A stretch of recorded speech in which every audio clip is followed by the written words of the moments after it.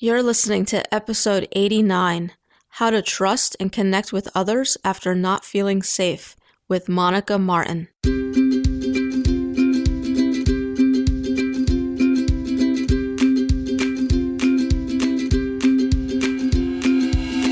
Welcome to the Grass Gets Greener podcast, the show for survivors by survivors. I'm your host, Melissa Wilson, a bullying survivor and anti-bullying advocate. And each week you'll hear from a survivor who has overcome a traumatic experience to go on to not only survive, but thrive, so that you can too, starting now. Hey there, welcome, and thanks for joining me this week. And we're going to be joined by Monica Martin of monicamartin.org. And we're going to be talking about overcoming physical and emotional abuse. But before we get into it, I do want to let you know that today's episode is brought to you by audible.com. Audible is the premier provider of digital audiobooks. I signed up with them to get you a free audiobook download along with a 30-day free trial. They have over 180,000 titles, including some that have been mentioned on this show in the past, that you can choose from for your iPhone, Android, Kindle, or whatever you use as an MP3 player. So if this is something that interests you and you want to check it out, all you have to do is go to thegrassgetsgreener.com/audible, and you can go ahead and get your free audio download along with that 30-day free trial. So Monica is going to share with us today about how she experienced physical and emotional abuse growing up, and how she grew up in an environment where it wasn't safe for her to express her emotions, and how that affected her going forward in her life. And she's going to talk about how she had trouble trusting others and connecting with them because, well, she had never learned how to do this, and it was always something that felt unsafe to her. And she's going to talk about how she developed what's called disorganized attachment disorder, where she was experiencing conflicting emotions, and how she felt like she was a bad person and that she didn't deserve to be in the world. And she's going to talk about how she thought her experience growing up was normal, and how she felt like a detective once she started putting the pieces together. And she's going to talk about the responses that she got when she first started opening up about her experience, and how she had doubts about whether or not her experience was real, and when she started to realize that she wasn't making it up, and how getting into an abusive relationship later on ended up actually triggering her healing. And we're going to talk about a type of therapy called the Hakomi method, which is something that has helped Monica the most. And she's also going to share about a technique that might be considered a little uncommon, but one that has really helped her to heal as well. And she's going to talk about how she's been able to find her tribes of people and how she's been able to move through the pieces of her healing. So I think there's some really good stuff here, regardless of what type of abuse you may have experienced growing up. And so without any further ado, we're going to go ahead and get into it, and I'm going to bring Monica on. Monica, welcome to the podcast, and thank you for joining me here today to share your story with us. Thank you, Melissa. I'm really, really excited to be here. Really, I am. My heart just got all warm. So thank you for having me. That's great. I'm glad to have you here as well. And so you and I get connected through Emily Stroya, who I had on a few episodes back, and she suggested that you reach out to me to possibly be a guest on the show. And I'm glad that she did, because you and I had a chance to talk before recording this, and you were telling me about how you experienced physical and emotional abuse growing up and how you've been able to overcome that. So I'm glad to be able to have you share that story with the listeners here today. And what I like to do here, Monica, is start with your story so that we know where you're coming from, and then we'll go from there. How does that sound to you? That sounds perfect. Sounds really good. Yeah. So, if you just want to take like a few minutes and share with us what you'd like us to know about what you experienced. Yeah. My experience I find really interesting and intriguing because as I flash back on it, to me, I felt like I was a little bit of a detective in that I denied a lot of it. And I kept coming across certain pieces that I started putting together in the puzzle. And what I mean by the denial is like I was physically abused by my grandfather. And at the time, I figured all kids are beaten, all kids, I get spankings, this is normal. And then there was pieces of it that just kept coming up for me that wasn't right. Like when I have like certain memories burned into my mind.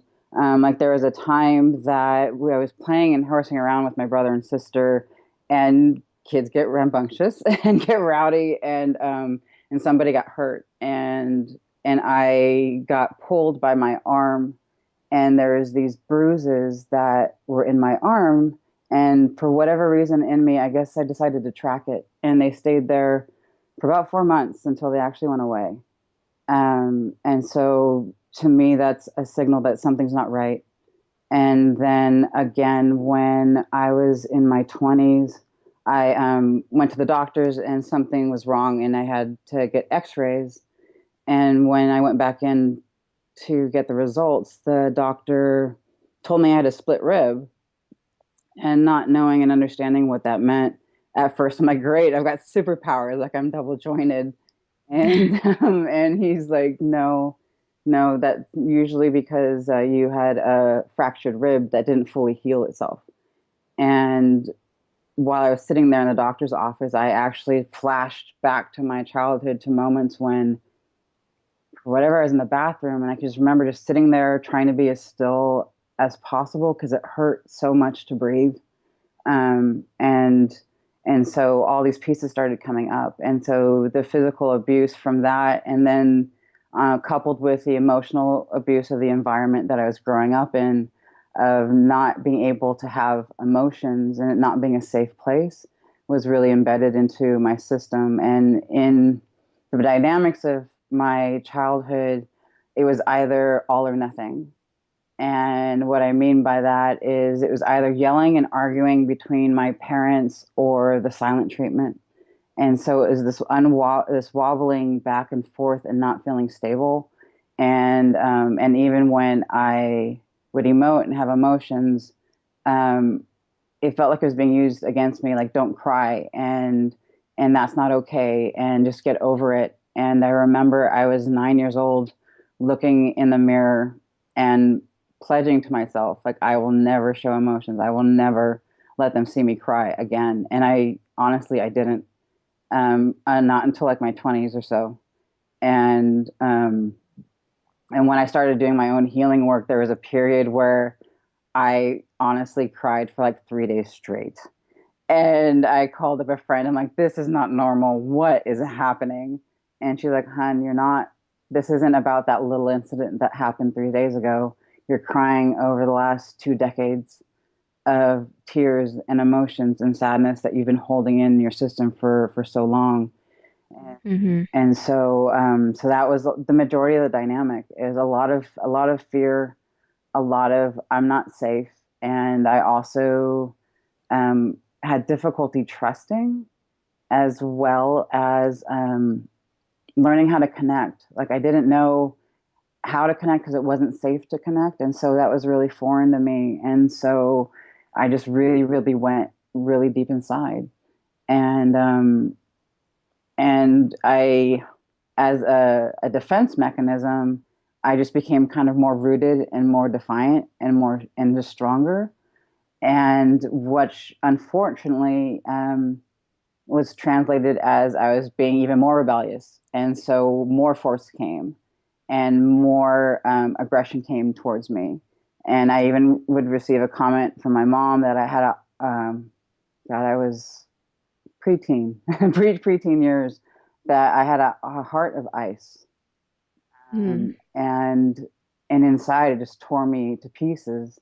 And that's how I knew how to protect myself, because just it wasn't safe for me to be otherwise. Um, Right. yeah, So it sounds like you had repressed a lot of memories, yeah, and then it was just later on in life you were able to start to uncover them and connect some of those dots going back. yeah, exactly. Yeah. Um, do you recall when this all kind of started for you, and then how long did it last, or when did it end? The physical abuse. Yeah. I want to say I was really young, and it was probably between the ages of maybe 5 to 8 or so. And one thing I also find fascinating, just because I'm very connected to my body, is at the time I had developed rheumatoid arthritis. And from 6 to 9, I had it. And then it just disappeared and went away. It was such a chronic case that the doctors told my mom that I was going to end up in a wheelchair. Uh, And yeah, and of course, like someone that age is not supposed to get that. no, no. Yeah. Like there were times where I couldn't dress myself because my joints were so stiff. Mm. And fascinating enough, when I was writing my master's thesis about 3 years ago, I was writing about trauma, and I was writing this piece about my experience, specifically about the physical abuse. And I woke up the next morning stiff for half an hour. I could not move. My body had frozen back up again. Um, and just reliving and moving through all those pieces again, it was showing me at that time too how important it really is to, even though I'd done the mental pieces and the emotional pieces, that the body and the spirit were the next pieces for me to really heal and move through. Yeah. So, and then when did this all kind of come to an end? The physical abuse, I believe, ended when I was about 8 or 9. Okay. Yeah, yeah. The emotional, the dynamics in the household, that kind of perpetuated and kept going, but the at least the physical part stopped. Was there something that happened that like led it to stopping at that point? Not that I can remember. Yeah, Um, just kind of stopped. That's how you remember it. yeah, yeah. It Yeah. just kind of stopped, and it's not something. And the other part of why the denial was so challenging is because no one talked about it. And even when I questioned things, it was being mirrored back to me that that didn't happen, and it wasn't that severe, and it wasn't that bad. Um, and I was making it up. Yeah. Except the fact that you developed arthritis Right. at such a young age. Right. Yeah. Yeah. Um, but then the emotional abuse continued for as long as you were in the household. Yeah. Yeah, it did. And Hmm. it's a mixture, and it's bittersweet. And I ended up developing disorganized attachment disorder. And what that is like I would feel both emotions inside me, like please don't leave me and go away. And so that was almost like what embedded in me, because I wanted attachment. I wanted to connect. At the same time, I didn't want anybody around me. And so it confused me even more so. And it was hard because not all of the moments were all negative and bad. It's just the ones that imprinted the most, especially as the way I oriented myself and I re-engaged with the world, were ones that were more defensive and more protective. Yeah, that must have been so conflicting Yeah. where you had these feelings of, that any normal child would have, but then at the same time, because of the abuse, you also felt like you had to keep them all inside. Yes. Yeah. Yeah. And not only did I keep them inside, but I also felt felt bad that I was a bad person and I shouldn't be feeling those things, and that I was wrong. And Hmm. that and a lot of it was that I was a bad person. That's how I translated that, as well as that I didn't deserve to be in the world and I wasn't supposed to be here. Yeah. When were you able to first start sharing any of this with anyone? It was when I was in my 20s. I burnt myself out at work, and I started grabbing like everything I can get my hands on as far as like psychology, philosophy, spirituality, and anything to heal myself. And as I started doing the different exercises of journaling and writing everything out, things just started pouring out. And I started going into meditation, and memories started surfacing. And that's when, I believe it was about my mid 20s, that I started to share with a couple friends, that I felt safe with, and I can actually, this is what happened, and I don't know what to do or how to process it right now, and I didn't have the tools yet, but it was Hmm. about my mid 20s. Yeah. And what kind of responses did you get from them? That's a great question. Mostly blank stares.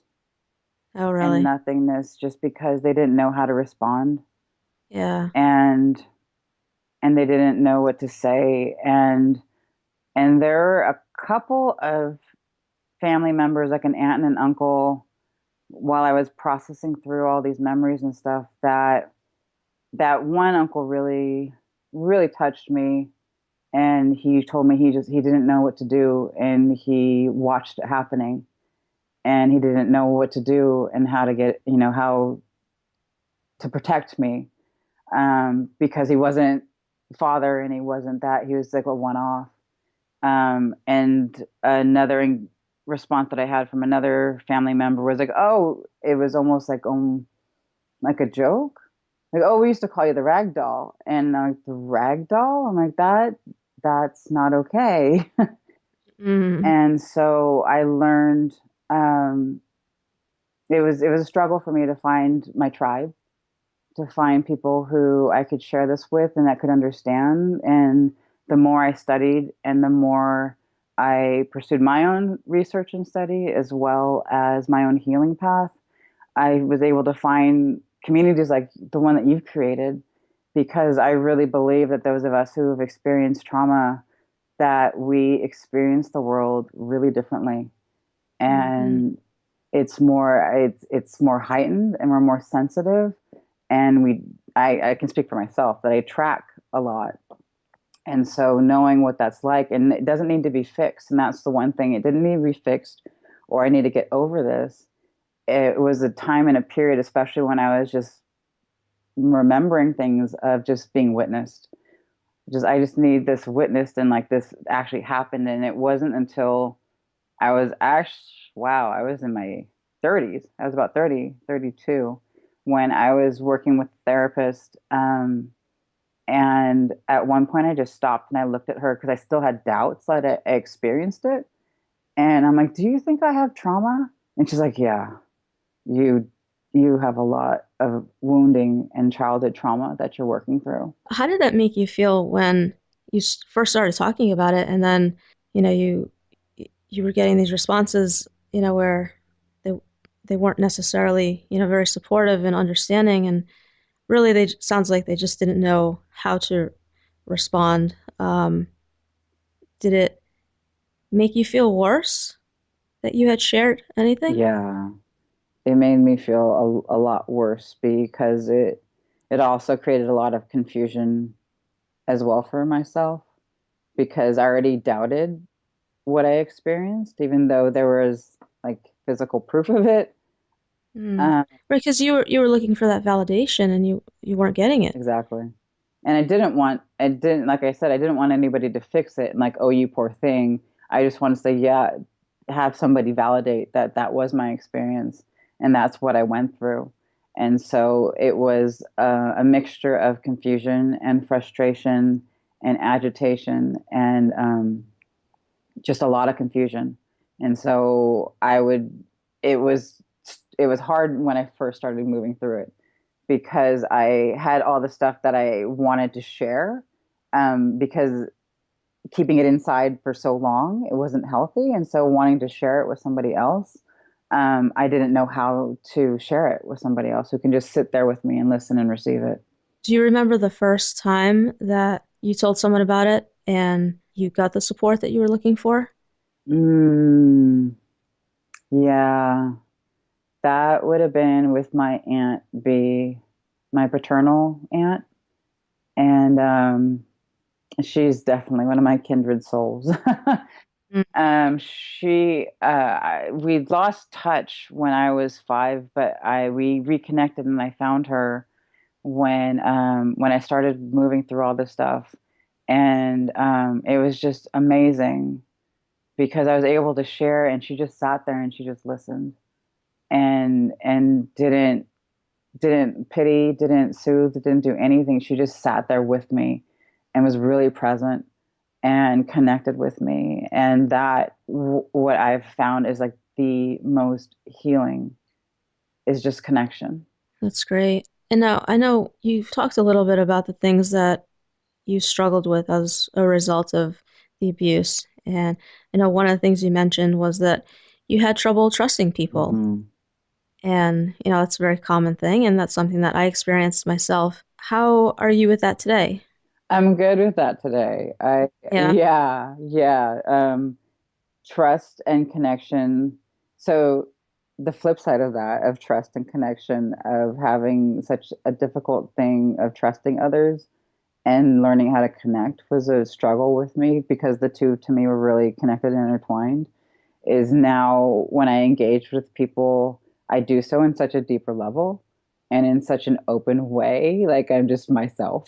so, Hmm. um, so having to move through that and heal that, I've become even more open and more connecting, and I trust my body as well. Like my body will signal if something is a little off or not just right, and I'll listen to the cues if it starts to kind of my breath changes or my muscles constrict a little bit. I'm like, okay, something's not right here. Something doesn't feel safe, and I'll adjust accordingly. Yeah, because what was that like for you before you got to where you are today with that, as you were, in your 20s and stuff? How did having these trust issues impact your life at that time? Oh, it impacted it big time.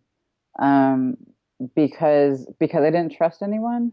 I put such a guard up, and it wasn't just like a physical guard. Like even the way I would dress, I used to really like baggy clothes and things that really cloaked me to kind of almost comfort and protect myself.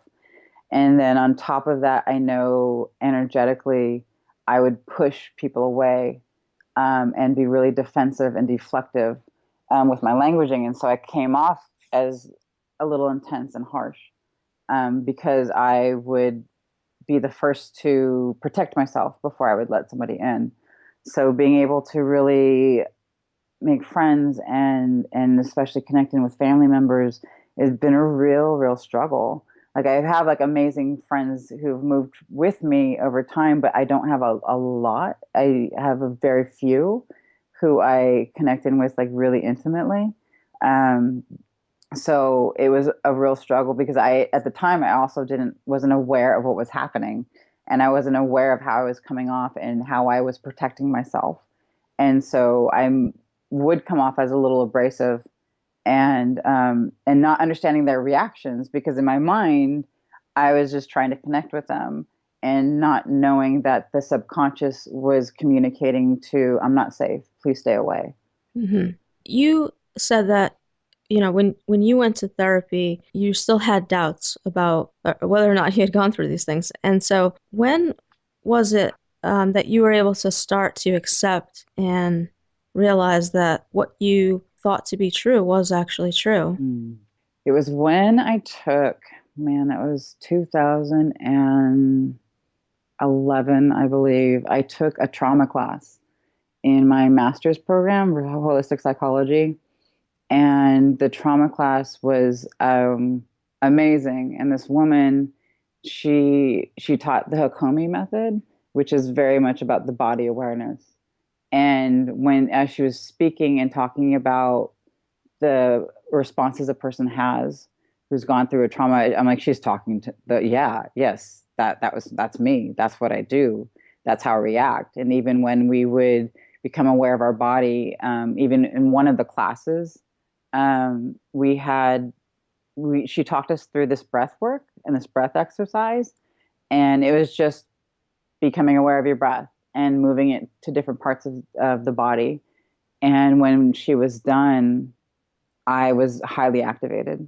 Like my eyes were darting around the room. I was scanning for exits. I was tracking everybody, and I was in full activation. And she was right there with me. She's like, "Okay, this is what's happening, and your nervous system's activated, and you're heightened." And she brought me back down to calm down. And so the body never lies, and the body was telling me. And after taking this whole class, it really solidified like everything that I was experiencing. I'm like, oh yes, this is exactly what I'm experiencing, and this is exactly how I react and what's happening with me. Was that a scary thing for you to experience, or was it kind of freeing? A little bit of both. Mhm.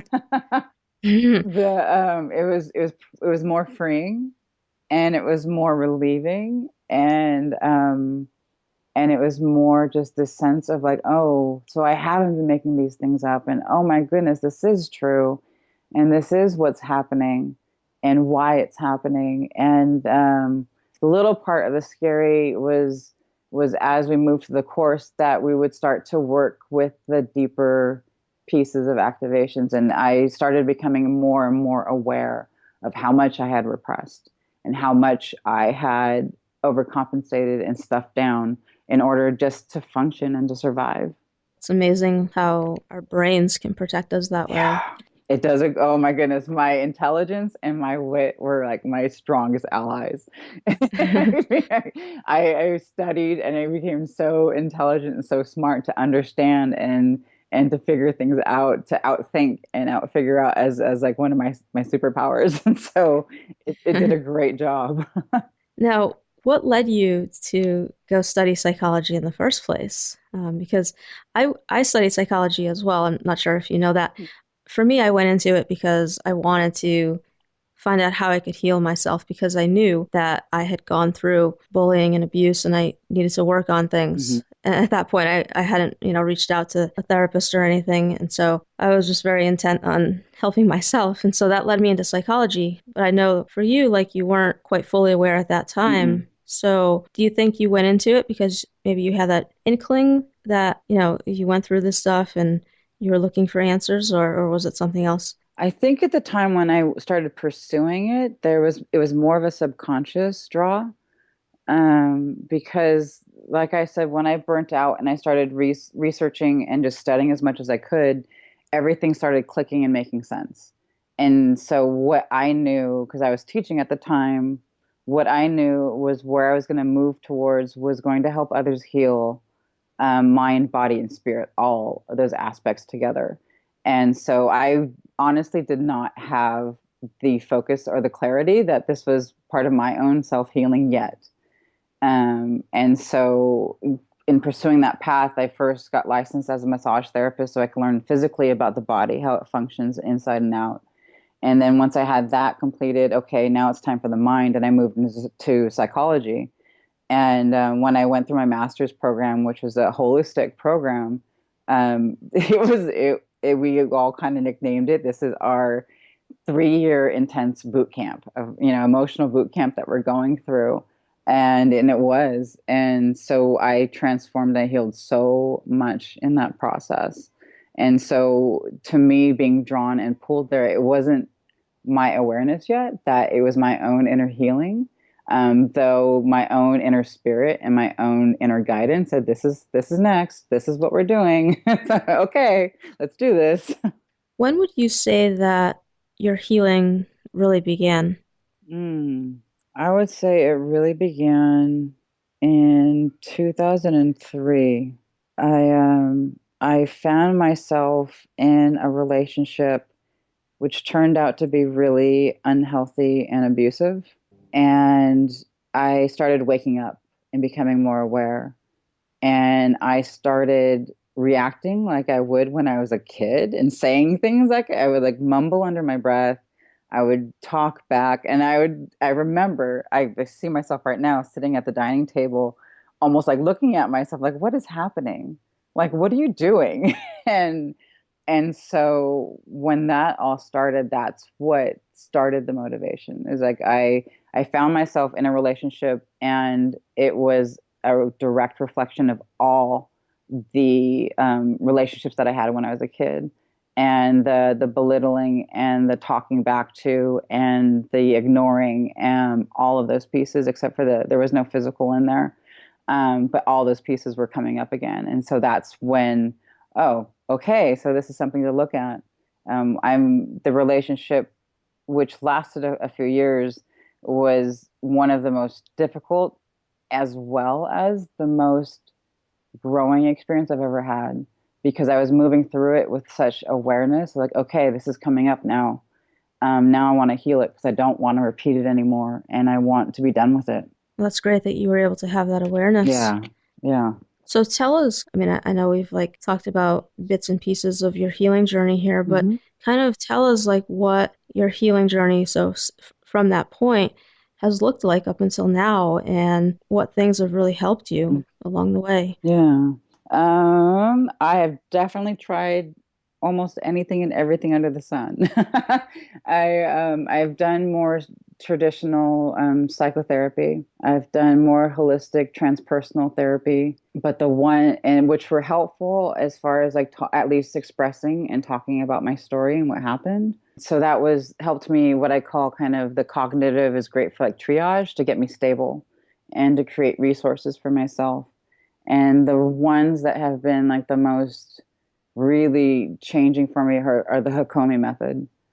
And I know you mentioned that Mhm. before. Tell us a little more about that because I'm not familiar with it at all. Yeah. So Hakomi is it's a Buddhist mindfulness practice, and what it is that you're sitting with a therapist, and a lot of it is just sitting in presence and connecting and just noticing body cues and shifts and changes. And it's really, really subtle work, but it's been the most profound that I've ever experienced because in trauma therapy and especially in the Hakomi method is when you're working with somebody who's experienced trauma, 80 to 90% you're teaching them how to regulate because when you're overactivated, you can't really do any therapy or healing work. If you're underactivated is the same thing. And so it's keeping them in this window of tolerance that's okay, then you can actually heal.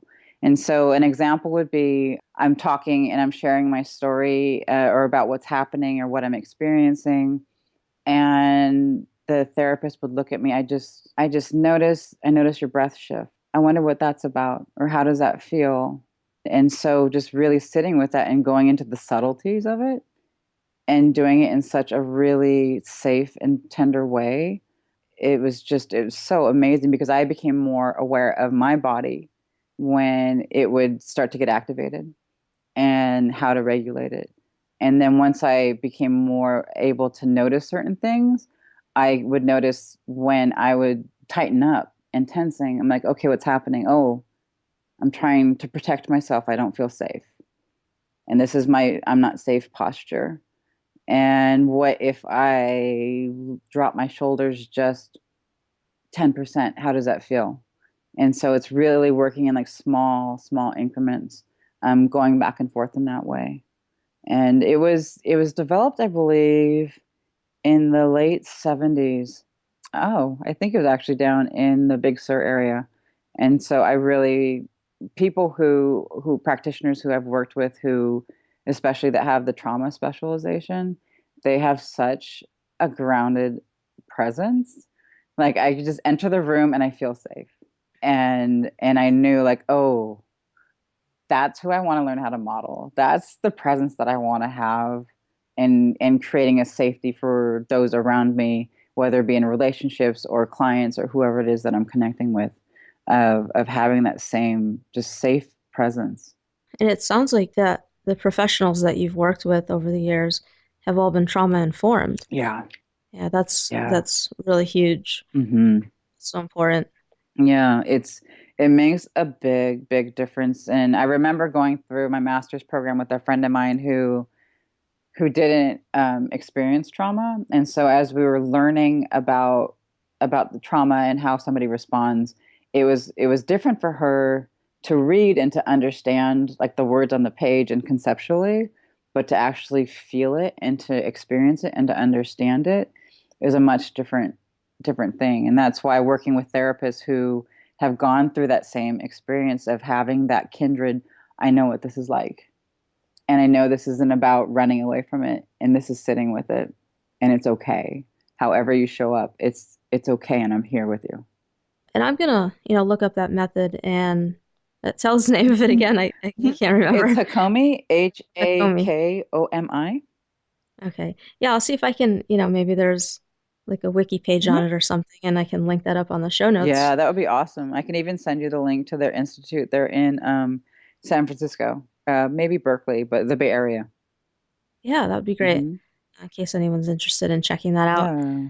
Were there other things that you wanted to add that have helped you get to where you are? Yeah, the last one I'm kind of excited to share about because Okay. it I would have never imagined it. Like never is boxing. Mm. I am a boxer and I have been for the last 2 years. And I know that I've always wanted, there's been this drive in me to always train as if I'm going to fight or as if I'm going to spar. And never understood it, but I always like would watch movies and watch them train. I'm like, ooh, I want to be able to do that. And so in the boxing that I've gone through over the last 2 years has been amazing for me, and it's actually become one of my most grounding embodied experiences and practices. And I believe in divine synchronicities and connections, and the coach I have is perfect for me, and he's awesome. He's this strong Filipino male, which when I was a child it was the strong Filipino man that I was in front of. And so when I've gone through this whole process with him, um, he he understands me and he knows I work like outside the box. And so there have been moments when we've sparred and like I would flash, like my memory, and I would be right back in the house as that kid again. And so those memories would come up and I would work with the emotions in a much different way with the adult body. I would empower myself and physically and emotionally and energetically as well. I would be breathing and moving all of the trauma out of my system and out of my body. And there were even times and moments in the beginning where I would be done sparring with him and then the drive home for 20 minutes I would just like have this deep wailing and this deep crying, and I'm like this were the last pieces that I was still holding on to. And the transformation which I've been really proud of is that I've been able to really be aware of my body and conscious and intention how I move it, and the last pieces of letting go of my story.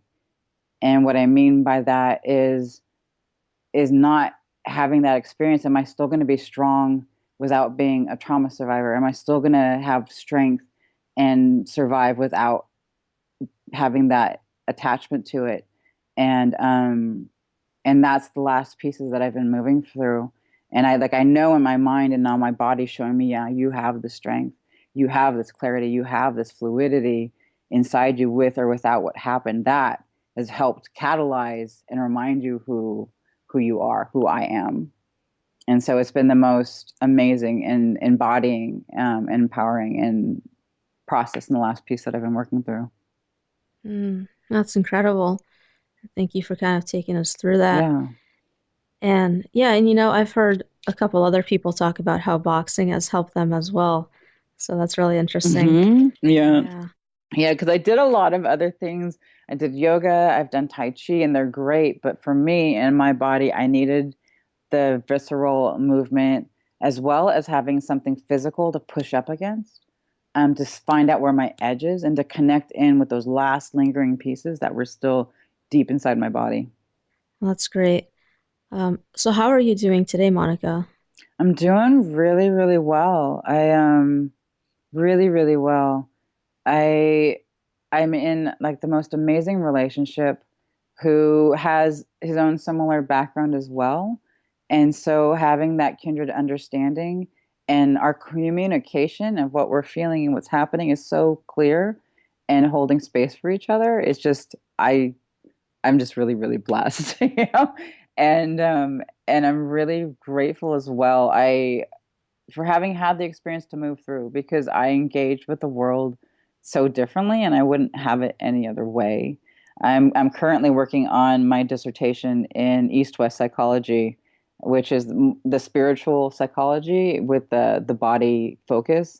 And my dissertation is on trauma as an opportunity for spiritual embodiment. And so it's learning how to take those pieces and the healings and taking it and transforming it into being a really integrated, embodied being playing on the planet with others. And so just in such a place of gratitude and so much love and joy for the tribes that I have around me. That's great. Yeah, I know you mentioned earlier how when you were struggling to find support. You just hadn't been able to find your tribe yet, as you had said. Um, how how were you able to do that? Like, what was that like? Honestly, a lot of trial and error, a lot of just Hmm. I'm a felt sense person and I have to go in and experience it and to find it.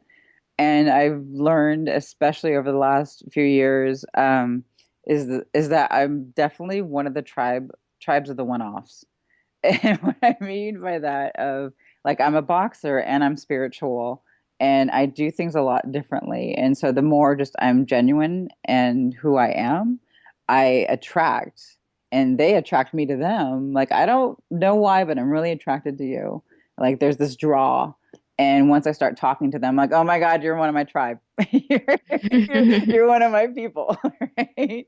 And so it's just the more I'm genuinely myself. Like I've connected with people, whether it be on Facebook or going to circles around here, and just we gravitate towards each other. And that there's such a beauty in just the gravitational pull. It sounds like you just kind of rely on your intuition, really. Oh, big time.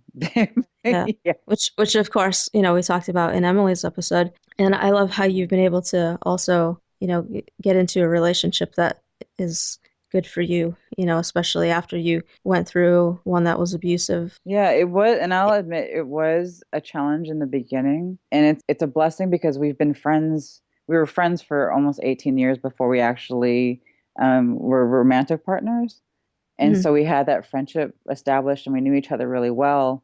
And the healing process of the first year and a half of getting really, really close and really, really vulnerable, and each of us showing up it was a both and again of like, ooh, here's all our childhood woundings that are coming up. And we both were committed to like, I'm here.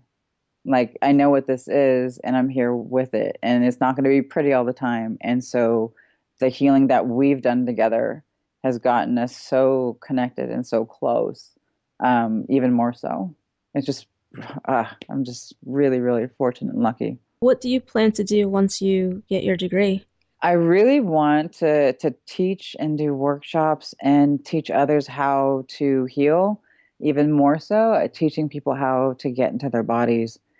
Our our society and our culture is very much in the mind and very much in the head and in the future thinking. And I teach presence, how to be present, as well as how to be in your body and that to me there's a lot of play and a lot of possibilities and my intuition is very connected to my body felt sense intuition and to have that as my radar and how I navigate through the world has been my most blessing pieces that have actually really come out of this like trusting that and trusting that over and over again and so I teach that as well as like all my pieces have really come to embodiment and I'm starting a program teaching others how to teach and how to teach in an embodied way and how to be present for others and how to show up in a compassionate way and teaching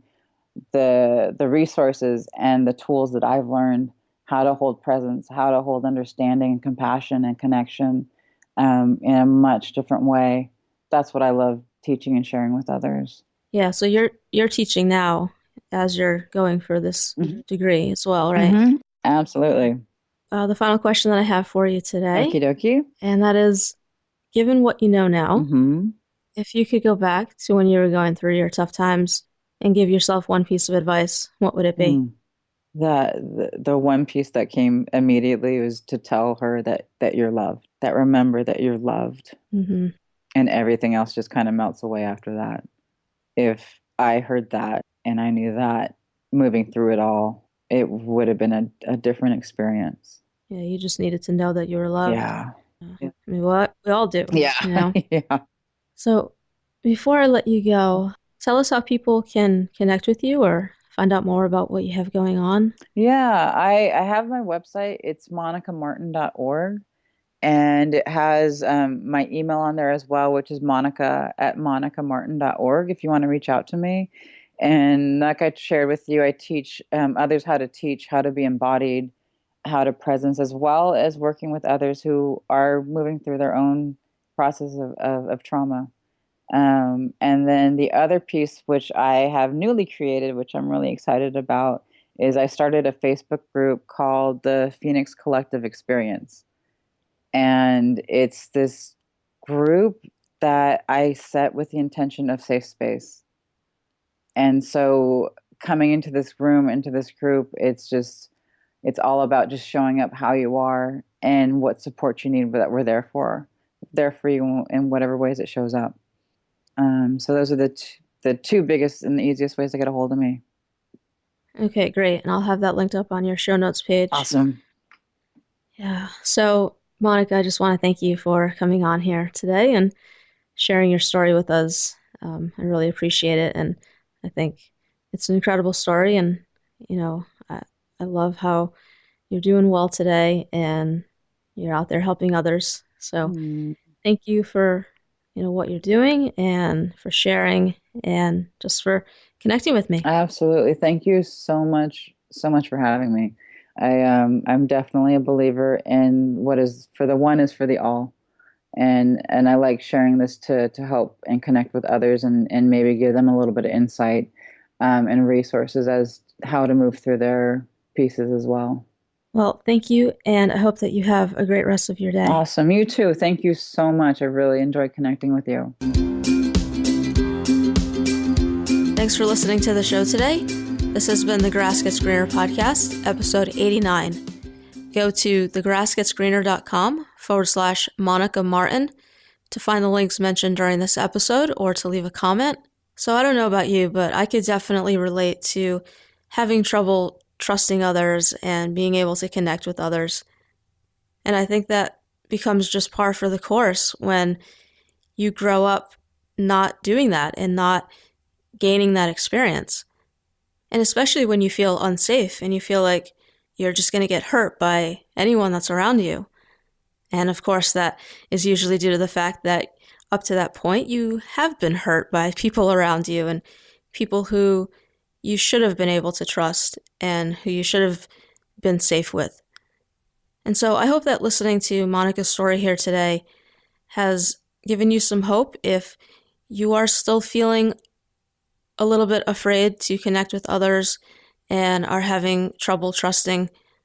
And really, it just comes down to finding your tribes of people, as Monica says, and getting around those people who it is going to be safe for you to be around and who are going to support you and accept you for who you are. So I hope that you'll keep that in mind and you'll know that even if you're in a situation right now where you are struggling to trust and connect with others, that it is something that can be possible for you at some point. And it is such a great thing when you can get to that point, when you can kind of let your guard down a little bit and just feel safe around the people that you're around and be able to connect with them and open up to them. It's a great thing to experience, and I really do wish that for you. And come back for the next episode where I'm going to be joined by survivor Skylar Michelle, and she's going to talk about how she grew up in a controlling environment where she experienced multiple forms of abuse and how she was able to break out of that and find her freedom. And I just want to remind you that if you're interested in that deal from Audible, you can find that over at thegrassgetsgreener.com/Audible, and you'll be able to get a free audiobook download along with a 30-day free trial. And also, don't forget to head over to iTunes or Stitcher to leave the show a rating and review so that we can reach as many survivors as possible. And, as always, have hope.